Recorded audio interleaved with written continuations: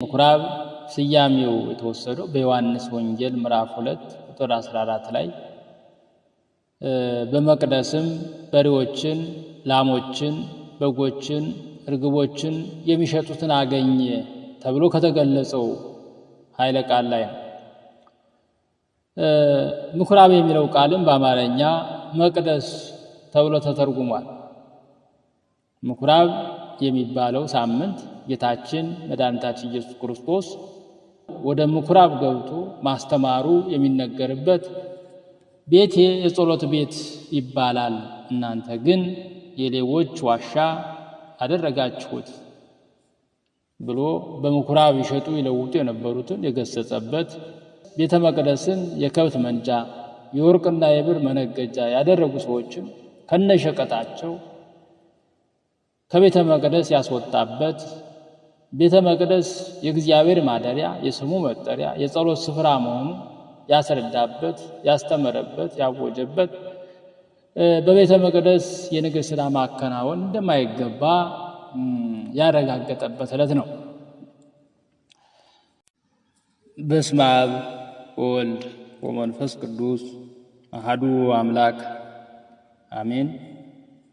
የተወደዳችሁ የእግዚአብሔር ቤተሰቦች፣ የእናታችን የቅድስት ድንግል ማርያም የአስራት የቃል ኪዳን ልጆች፣ የመላእክት የሰማዕታት የደናግል የመነኮሳት የቅዱሳን አባቶቻችን እናቶቻችን ወዳጆች፣ በወደደንና ባፈቀረን በልዑል እግዚአብሔር ፍጹም ሰላምታ ሰላም እላችኋለሁ። እንደምን ሰነበታችሁ? እንደምን ዋላችሁ? እንደምን እስከዚህ ሰዓት ደረሳችሁ? አሜን። ልዑል እግዚአብሔር ይችን ዕለትና ይችን ሰዓት ባርኮ ቀድሶ ከእድሜያችን ላይ እድሜ ጨምሮ ላደረሰን ላደረሳችሁ ክብርና ምስጋና አምልኮትና ውዳሴ ለሱ ይሁን። እንኳን ለዐቢይ ጾም 3ኛ ሰንበት ምኩራብ ተብሎ ለተሰየመው በሰላም በጤና አደረሰን አደረሳችሁ። የዐቢይ ጾም 3ኛው ሳምንት ምኩራብ ይባላል። ምኩራብ ማለት አምልኮተ እግዚአብሔር ሲፈጸምበት ሕገ ኦሪት ሲነበብበት የነበረ በአይሁድ የሚሰራ መካነ ጸሎት ነው። ትርጉሙም ሰቀላ መሰል አዳራሽ እንደማለት ነው። ስለዚህ ምኩራብ ስያሜው የተወሰደው በዮሐንስ ወንጌል ምዕራፍ 2 ቁጥር 14 ላይ በመቅደስም በሬዎችን፣ ላሞችን፣ በጎችን፣ እርግቦችን የሚሸጡትን አገኘ ተብሎ ከተገለጸው ኃይለ ቃል ላይ ነው። ምኩራብ የሚለው ቃልም በአማርኛ መቅደስ ተብሎ ተተርጉሟል።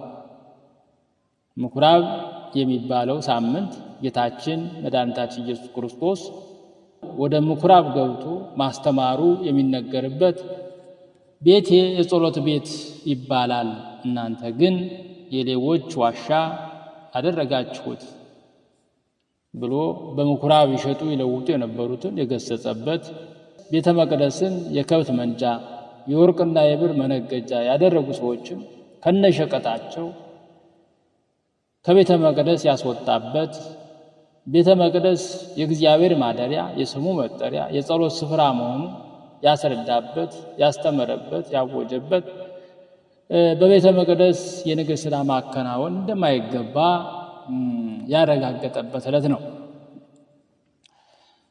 በዚህ በ3ኛው የዐቢይ ጾም ሳምንት አምላካችን ጌታችንና መድኃኒታችን ኢየሱስ ክርስቶስ በምኩራብ ዘወትር ቅዳሜ ብዙ ሕዝብ ይሰበሰቡ ስለነበረ ብዙ ጊዜ በምኩራብ እየገባ የወንጌልን ትምህርት እንዳስተማረ፣ ብዙ ድውያንን እንደፈወሰ፣ የሰንበት ጌታ እንደሆነና የአባቴ ቤት የጸሎት ቤት እንጂ የንግድ ቦታ አይደለም በማለት በቤተ መቅደሱ አካባቢ የሚነግዱ የሚሸጡ የሚለውጡ ነጋዴዎችን ስለመገሰጹ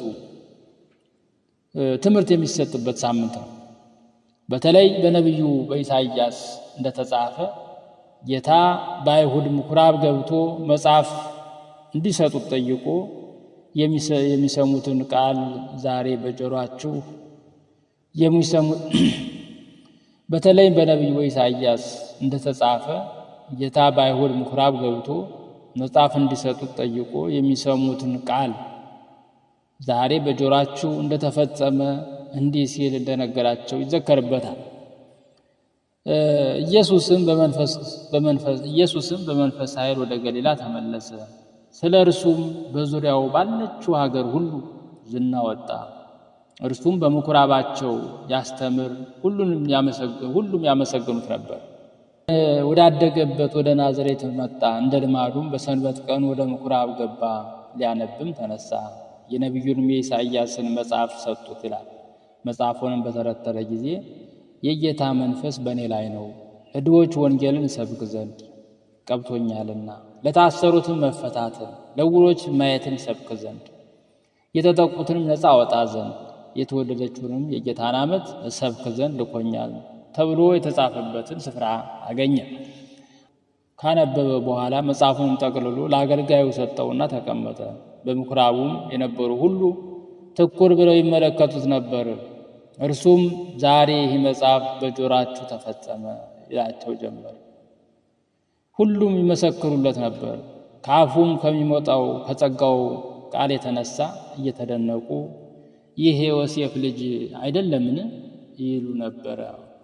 ስለዚህ ቅድስት ቤተክርስቲያናችን ይህንን የዐቢይ ጾም 3ኛ ሳምንት የሆነውን ምኩራብ ብላ በመሰየም ከዓመት እስከ ዓመት ያለውን የተባህል በያዘው ድጓ ዐቢይ ጾም በገባ በ3ኛው ሳምንት የመጀመሪያው ቀን ቅድስት በሆነች በሰንበት በሚዘመረው ጾመ ድጓ ክፍል ላይ ቦአ ኢየሱስ ምኩራብ አይሁድ ወመሐረ ቃል ሃይማኖት፣ ጌታችን ኢየሱስ ክርስቶስ ወደ አይሁድ ምኩራብ ገባ፣ የሃይማኖት ቃልን አስተማረ ሲል እናገኘዋለን። መሐረ ቃል ሃይማኖትን ዝይብል እንዲህ እያለ የሃይማኖትን ቃል አስተማራቸው፣ መከራቸው፣ ገሰጣቸው ይላል። ከመስዋዕት ይልቅ ምሕረት እወዳለሁ፣ የአባቴን ቤት የንግድ ቤት አታድርጉት፣ ቤቴስ የጸሎት ቤት ይባላል እያለ አስተማራቸው ይላል። እነርሱም የቃሉን ግርማና ያነጋገሩን ጣዕም አደነቁ ይላል። በዚህ በዮሐንስ ወንጌል ምዕራፍ 2 ቁጥር 16 ላይ። በዕለቱ ወንጌል ደግሞ በመቅደስም በሬዎችና በጎችን ርግቦችን የሚሸጡትን ገንዘብ ለዋጮችንም ተቀምጠው አገኘ። የገመድም ጅራፍ አበጅቶ ሁሉን በጎችንም በሬዎችን ከመቅደስ አስወጣቸው። የለዋጮችን ገንዘብ አፈሰሰ፣ ገበታቸውንም ገለበጠ። የርግብ ሻጮችንም ይህን ከዚህ ውሰዱ፣ የአባቴን ቤት የንግድ ቤት አታድርጉት አላቸው ይላል ጌታችን መድኃኒታችን ኢየሱስ ክርስቶስ። ቅዱስ ያሬድም ይህንን የወንጌል ክፍል ይዞ ወደ አይሁድ ምኩራብ ገባ፣ የሃይማኖትንም ቃል አስተማራቸው ይላል። ወንጌላዊ ቅዱስ ዮሐንስም ደግሞ ወደ አይሁድ ምኩራብ ገብቶ በጎችንም በሬዎችን ከመቅደስ በጅራፍ እየገረፈ እንዳወጣቸው ይናገራል። ምን ነው ተለያዩ ቢሉ እነዚህ ቅዱስ ዮሐንስ አፈወርቅ በዚህ የወንጌል ክፍል ባስተማረው ትምህርት ላይ እንዲህ ይላል። አንድ ሰው እንዲህ ብሎ ሊጠይቅ ይችላል። ኢየሱስ ክርስቶስ ቤተ መቅደስን ገበያ አድርገውት ባገኛቸው ጊዜ ከወትሮ በተለየ በታላቅ ቁጣ ገሰጻቸው። ገስጿቸውም አልበቃውም፣ በጅራፍ አበጅቶ እየገረፈ አስወጣቸው እንጂ። ነገር ግን ከዚህ በፊት አንተ ሳምራዊ ጋኔል አለብህ ሲሉት ምንም አልተናገራቸውም ነበር። ለምን ሊሉ ይችላል። ለዚህ የሚሆን መልስ ሲናገሩ እነርሱም ሊሆን ያን ሁሉ ሲናገራቸው ከወትሮው በተለየ ዝም አሉ እንጂ ክፉ ኃይለ ቃል አልተናገሩ። አይሁድ ለራሳቸው ጥቅም ሲሉ ይናገሩታል፣ ክርስቶስ ግን ለእነርሱ ጥቅም ሲል ይናገራቸዋል። ይህም ማሳያ የሚሆነው የአባቴን ቤት የንግድ ቤት አታድርጉት ባላቸው ጊዜ ይህን ስለምታደርግ ምን ምልክት ታሳየናለህ አሉት ይላል። ክርስቶስ ምንም እንኳ በተግሳጽና በጅራፍ ያስወጣቸው ከፍቅሩ የተነሳ ነውና የሃይማኖትን ቃል አስተማራቸው። ጌታችን ኢየሱስ ክርስቶስ በመዋዕለ ሥጋዌ ሲያስተምር አንዳንዴ ጠንቀር ያሉ ተግሳጾችን፣ አንዳንዴ ደግሞ ስድብ የመሰሉ ኃይለ ቃላትን ሲናገር እናገኘዋለን። በዚህ ሁሉ ፍጹም የሆነ ፍቅር አለበት። ሁሉንም ለሰው ልጅ ድህነት ሲል አድርጎታልና ሰው በፈተና ውስጥ ሲያልፍ ለተሻለ ክብር ይደርሳል። በውድቀት ምክንያት ስንገሰጥ ከፍ ወዳለበት ከፍ ወዳለ ክብር እንደርሳለንና ክርስቲያኑ ዛሬ ቤተ ክርስቲያን የብሔር፣ የቋንቋ፣ የዘር፣ የስልጣን መነገጃ ለማድረግ የሚጥሩ አሉና እንደ ቅዱስ ዳዊት የቤት ቅናት በልታኛለችና የሚሰድቡህም ስድብ በላይ ወድቋልና ነፍሴንም በጾም አስመረርኳት ማለት ያስፈልጋል። ስለ ቤተ ክርስቲያን መጾም መጸለይ ተገቢ ነው። ስለ ቤተ ክርስቲያን መቆም ያስፈልጋል። በስሙ ክርስቲያን ተብለን የተጠራን ሁላችን መንፈሳዊ ቅናት ሊኖረን ይገባልና ቅዱስ ያሬድ የቅዱሳን መዓዛ የመድኃኒት በር እያለ የሚጠራት ቤተ ክርስቲያን ሻጮችና ለዋጮች የወንበዴዎች ዋሻ እንዳያደርጓት ዘወትር ወደ በሯ መገስገስ ያስፈልጋል። በጾመ ድጓም በመዓዛዋ እንርካ በመድኃኒቷ እንፈወስ ይላል። ጌታችን የቅድስት ቤተ ክርስቲያንን ውበት የሚሸፍኑትን በጅራፍ እየገረፈ አስወጧቸዋል። ቅዱስ ያሬድ በጾመ ድጓውም እንደ ፀሐይ የምታበራ እንደ ሙሽራ የተሸለመች የእግዚአብሔር ልጆች በውስጧ ገብቶ የሚያርፉባት እጅግ ያማረች የክርስቶስ ሀገር እያለ ስለሚናገርላት ቅድስት ቤተ ክርስቲያን ውበት ትንሽ ሀሳብ መነጋገር ያስፈልጋል። ቅድስት ቤተ ክርስቲያን ውብ ነች፣ ውበቷም ልዩ ልዩ ነውና ሥላሴ ይህን ዓለም ውብ አድርጎ ፈጥሮታልና የሰው ልጅ በተፈጥሮ ውበት ይማረካል። ከሁሉም ደግሞ ውብ የሆነው የቅድስት ቤተ ክርስቲያን ውበት ነው። ውበት ራሱ የሚለካበት የቅድስት ቤተ ክርስቲያን ውበት ነውና ሰላማዊ ኢየሱስ ክርስቶስ በማይናወጽ ዓለት ላይ የመሰረታት በከበረ ደሙ ያተማት ናት። የክርስቶስን መዓዛ የምናሸትባት ክርስቶስን ራሱን የምናይባት ቅድስት ልዩ የሆነች መንግስት ናት። የሰው ልጅ በዓለም ሳለ ለዓይኑ መልካም ነገር ማየት ለጆሮ መልካም ነገር መስማት ጊዜው ቢሆንም ሰላም እንዲሰማው ያደርገዋል። ቅድስት ቤተ ክርስቲያን ግን እውነተኛውን ምንጭ የማይናወጠውን ዘላለማዊ ሰላምን ትሰጣለች። በዓለም ምናምንቴ ምክንያት ያጣነውን ሰላም ዕለት ዕለት ትለግሰናለችና የእውነተኛ እረፍትና ምንጭ ናት። ዓለምን የሚማርክ ኃይል የሆነ ውበት አላት። ሰለሞን በመኃልየ መኃልይ ላይ ይቺ እንደ ማለዳ ብርሃን የምትጎበኝ እንደ ጨረቃ የተዋበች እንደ ፀሐይም የጠራች ዓላማ ይዛ እንደተሰለፈ ሰራዊት የምታስፈራ ማናት ይላታል በመኃልየ ምዕራፍ 6 ቁጥር 10 ላይ። ጨረቃ ብርሃኗን ከፀሐይ የምታገኝ ቢሆንም ግርማና ውበት ተሰጥቷታልና ቅድስት ቤተ ክርስቲያን በጨረቃ ትመሰላለች። ኢየሱስ ክርስቶስ ይህንን ውበት የሚያደበዝዝበት የሚያጠፋበት እጅግ ይቃወማል።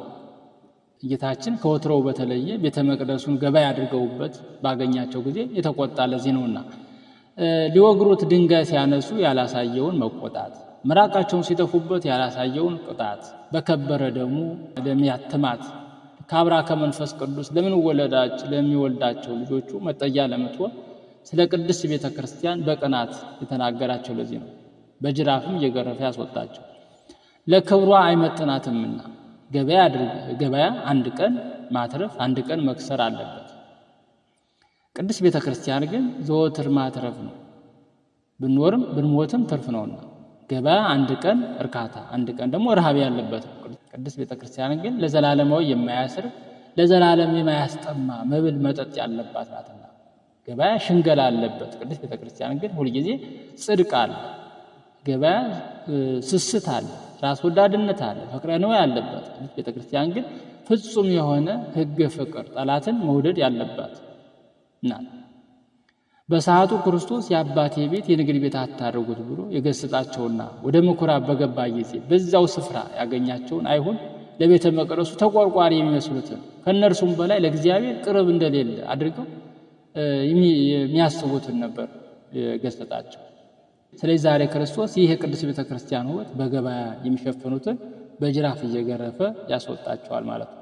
እጅግም ይቀናልና ይህ የውበት ሁሉ መለኪያ የሆነው ውበት ተማርከንበት ሳናደበዝዘው ዕለት ዕለት የቅድስት ቤተ ክርስቲያን ውበት እየገለጥን ለመኖር እግዚአብሔር አምላክ ያብቃል። እንዲሁም ክርስቶስ በክርስቲያኖች አካል በደሙ በገዛው ቤተ መቅደስ ይቀናል።